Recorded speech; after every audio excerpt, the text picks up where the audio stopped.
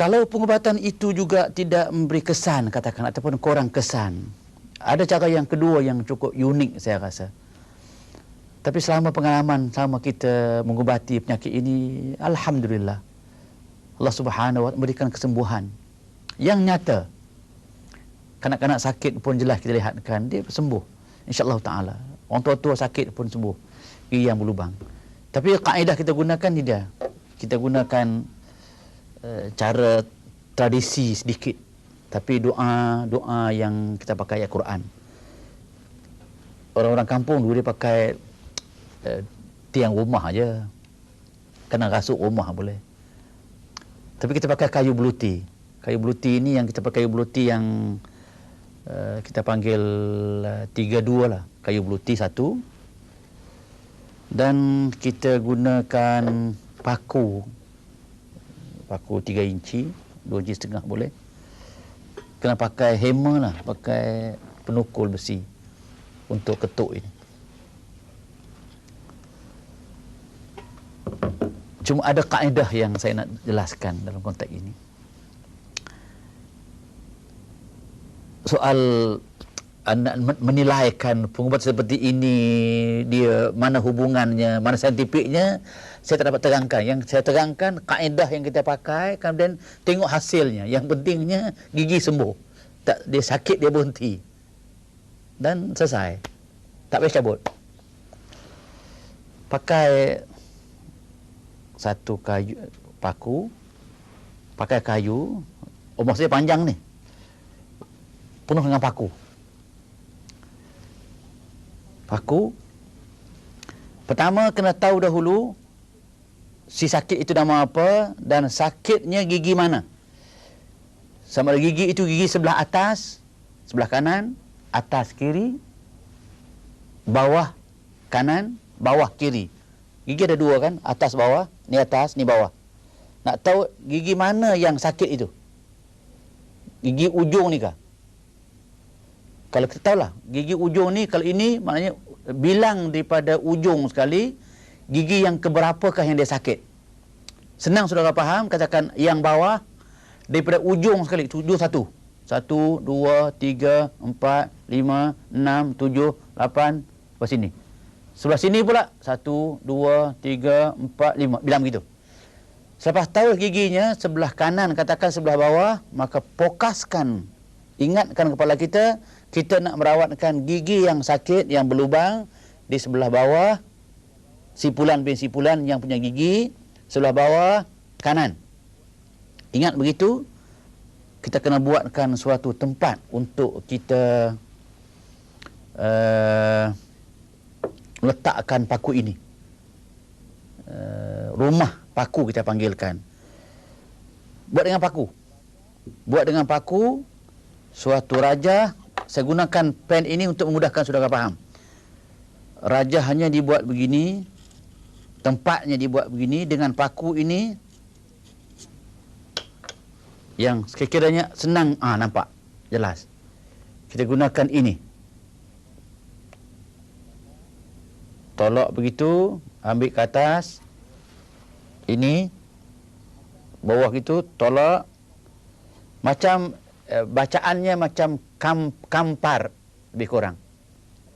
Dalam lubang ini,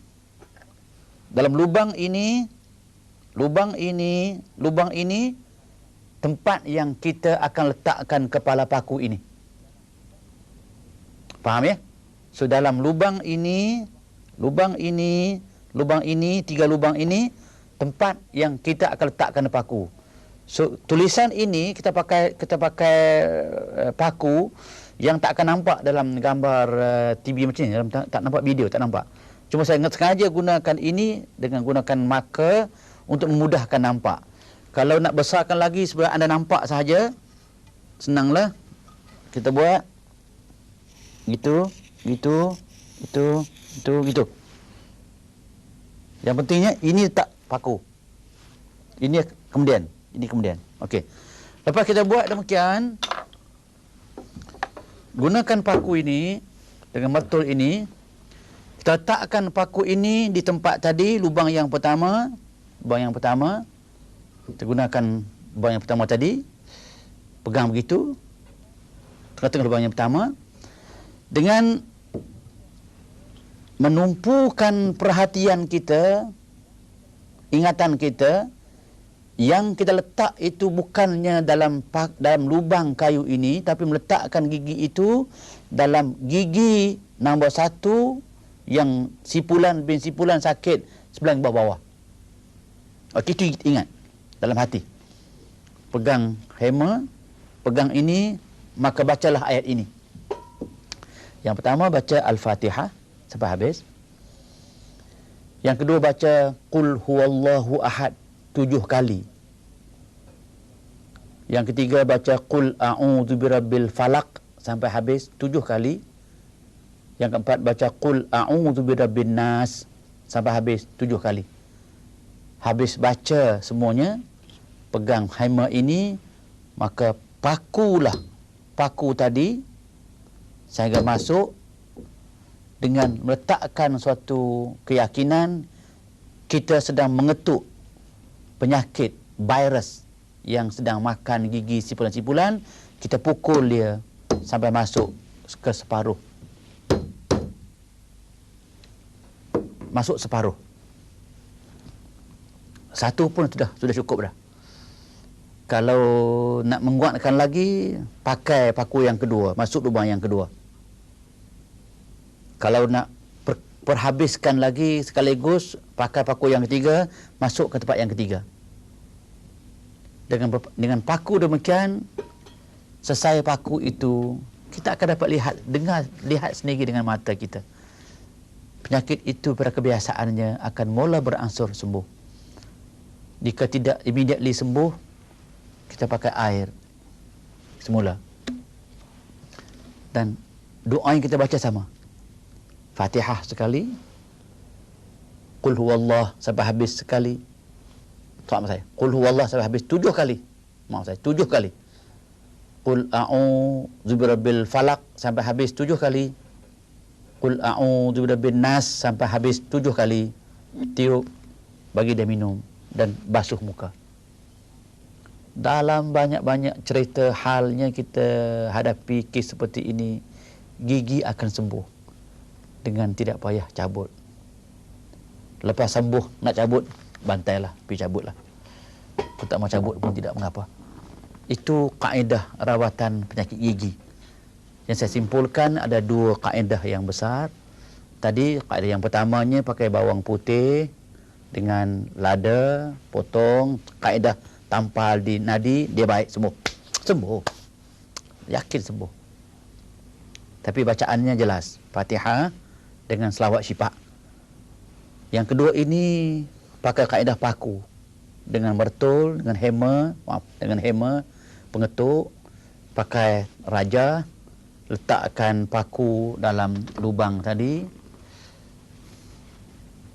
Nampak ya? Jelas. Paku. Kepala kita, hati kita mengingatkan letak paku itu dalam lubang, tapi lubang gigi, bukan lubang kayu. Lubang gigi. Kemudian bacalah Fatihah sampai habis sekali. Qul huwallah sampai habis 7 kali. Qul falaq habis 7 kali. Qul a'udzu binnas sampai habis 7 kali. Ketuklah pakai hammer, ketuklah ini sampai masuk suku, dengan anggapan, dengan ingatan kita ketuk kepala penyakit yang sedang makan gigi sipulan-sipulan. Habis. Dengan demikian maka habislah penyakit gigi. Tapi kaedah ini yang saya belajar, yang saya beramal selama ini. Kalau sudah gunakan kaedah ini untuk ubati isteri ke anak ke kawan dan sebagainya, dia sembuh insya-Allah taala. Yakin sembuh. Kalau sembuh, orang yang sembuh itu dia kalau ikut cara kaedah kita ubatnya, dia kena buat putus ubat. Putus ubat satu cara tradisi kita, iaitu orang yang sembuh penyakitnya itu, dia ambil garam sikit saja. 1 buku garam pun boleh lah. Ataupun beli garam 10 sen boleh. Pergi kepada orang yang ubatnya, kata beritahu kepadanya, gigi saya sudah sembuh, saya nak putus ubat. Sudah. Itu dia. Syarat saja, syarat. Dan garam itu hendaklah kita makan cicak sedikit saja. Alhamdulillah. Dan dia juga ambil sedikit garam, cicap sikit.